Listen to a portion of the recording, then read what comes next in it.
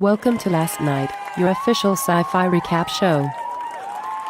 The semi-finals of the Robot Combat League ended in a very controversial judge's decision. It was also the most stressful night of combat in more ways than one.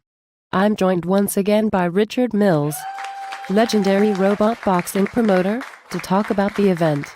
Welcome back to the show, Mr. Mills. My pleasure, Miss Enghill. We saw two of the closest judges' decisions yet in this tournament last night, and they left sour tastes in a lot of people's mouths. Judges, referees, umpires, they take more flack than anyone else in any sport. And yet the show couldn't go on without them. You can't have a game without rules for sure, and someone needs to enforce those rules. But they should also make those rules clear to people, otherwise the spectators won't understand why someone wins when they should have lost. It's true. If you have ever been to a fencing match, then you know the first time is always the most confusing. They're nothing like in the movies. And Robot Combat League is like nothing we've seen at all. Let's talk a bit about that controversial match between Steampunk and Steel Cyclone. There was no clear knockout. No robot was unable to keep going when the buzzer rang, which means it came down to points.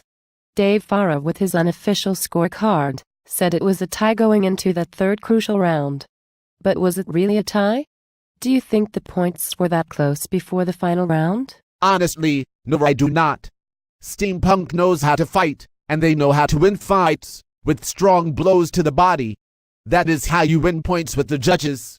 Steel Silkony had an interesting strategy of going after the arms, and if they had had one more round, then it might have worked. They did manage to break at least one of Steampunk's arms, but if there's one thing we've learned from Team Crash, it's that having a broken arm is not an obstacle to victory. Indeed not.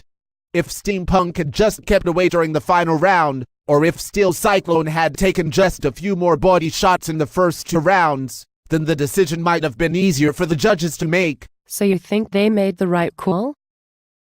I think they did, yes. And what about the fight between Crash and Scorpio? Did they make the right call there? That one is easier to call. This was a match between two teams that both had a history of breaking other robots in half. Scorpio faced their toughest opponent, one that made them go the distance, one that will beat you with its own broken arms. Crash had some trouble in the first round, sure, but so did Scorpio. That chest plate came right off, not once but twice. No other robot could have survived under those circumstances. The championship round is set.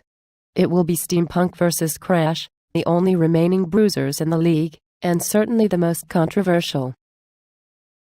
Thank you for joining me today, Mr. Mills. You're very welcome, Miss Enghill. And thank you all for watching Last Night.